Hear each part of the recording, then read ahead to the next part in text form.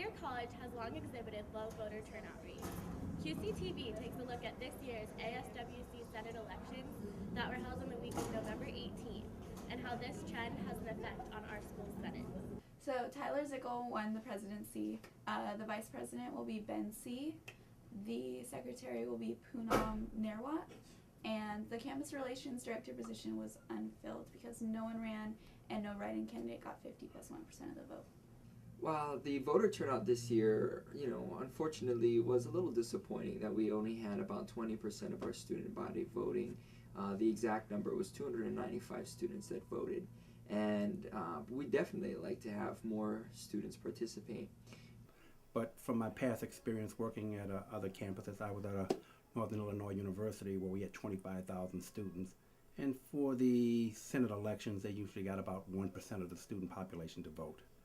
I don't know if students just don't feel it's important enough to go out and cast their votes, or the time of the year, because we were getting close to Thanksgiving and we had another big event taking place that students were very involved with Sports Fest. So there were a number of things, but I really can't say why. And it would be great to find out, do a survey to find out from our student body why they don't vote. But for one reason or another, very small turnout of students to vote for the presidential and vice president of ASWC Senate. The results of the election between Tyler Zickel and Adrian Gonzalez were very close and would have led to a re-election. However, Gonzalez resigned from the Senate before that was able to happen. The president position, when counting the votes, it was very close. We were off by just a few votes. I can't disclose that number, but it was very close. In this case, there definitely would be a special election that would happen with the top two candidates, and they would have a runoff. It would be a runoff election, not a special election, rather. And that runoff would definitely,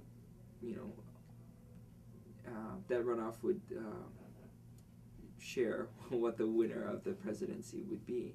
Voted for Adrian Gonzalez, and personally, I don't know, I feel like he should have won because he had experience, like he's been doing that stuff since he was in like 6th grade, literally.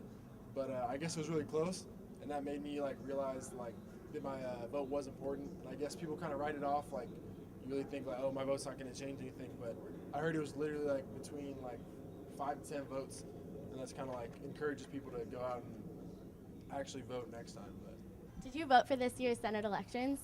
I did not. I felt like I wasn't properly informed of the election to begin with, so I didn't really even know that they were going on. So no, I did not vote.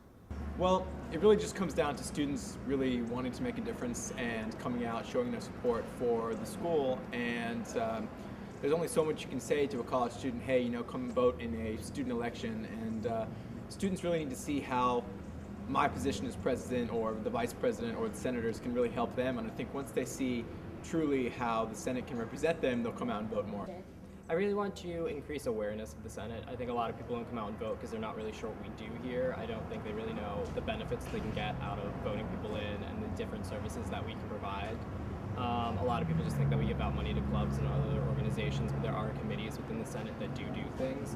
So I think one of the most important things is just increasing that enthusiasm and that awareness of the Senate, just to get people to actually come out and want to care and want to vote.